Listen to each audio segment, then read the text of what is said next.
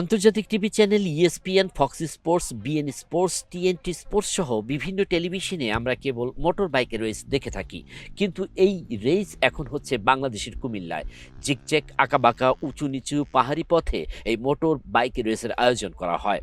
২৬ December শুক্রবার সকাল ১০টায় কুমিল্লার লালমাই লেকল্যান্ড পার্কে অনুষ্ঠিত হয় ট্র্যাক ট্রেইলারের ফাইনাল রাউন্ড।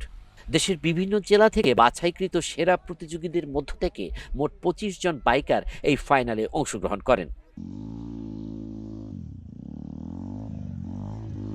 কুমিল্লায় হাজারেরও বেশি বাইকারের অংশগ্রহণে অনুষ্ঠিত হয় দেশের সর্ববৃহৎ bikers mega camping fest furious track trail season 3।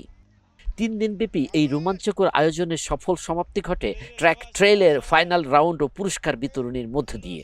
Final রাউন্ডে প্রতিযোগীরা তাদের গতি, দক্ষতা ও নিয়ন্ত্রণের অসাধারণ নৈপুণ্য প্রদর্শন করে দর্শকদের মুগ্ধ করেন।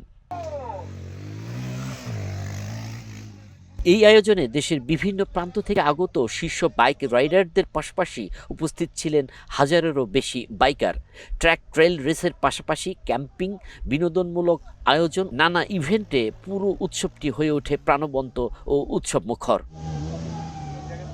যে ধরেন আমাদের রেসিং ইভেন্ট বা স্পোর্টস বাইকিংয়ের যে স্পোর্টস ইভেন্টগুলো সেগুলো এখনও হচ্ছে অপরিপক্ক, এখনও ওই একটা পর্যায়ে ইন্টারন্যাশনাল পর্যায়ে যায় নাই। তো আমরা এইটার ধারাবাহিকতায় সিজন 3 শুরু করেছি। ইনশাল্লাহ সামনের দিকে আরও ভালো কিছু হবে। গত ২৫ ডিসেম্বর সকাল থেকেই শুরু হয় এই মেগা ক্যাম্পিংয়ের কার্যক্রম। অংশগ্রহণকারীদের জন্য ছিল ৩ বেলা খাবার ও রাত্রিযাপনের বিশেষ ব্যবস্থা, পাহাড়ের ঢালে তাঁবু খাটিয়ে রাত কাটানোর অভিজ্ঞতা। আমাদের তো মেইন পার্ট আজকে বেসিক্যালি তো এটা মিলন মেলা, বাইকারদের সবচেয়ে বড় মিলন মেলা বাংলাদেশের। অনেক বাইকাররা আছে, ওরা আসবে, মানে বিষয়টা একটু ডিফারেন্ট। বাংলাদেশের ৬৪ জেলার বাইকার গ্রুপ থেকে বাছাইকৃতদের অংশগ্রহণ এই ইভেন্টকে আরও ব্যতিক্রমী করে তোলে।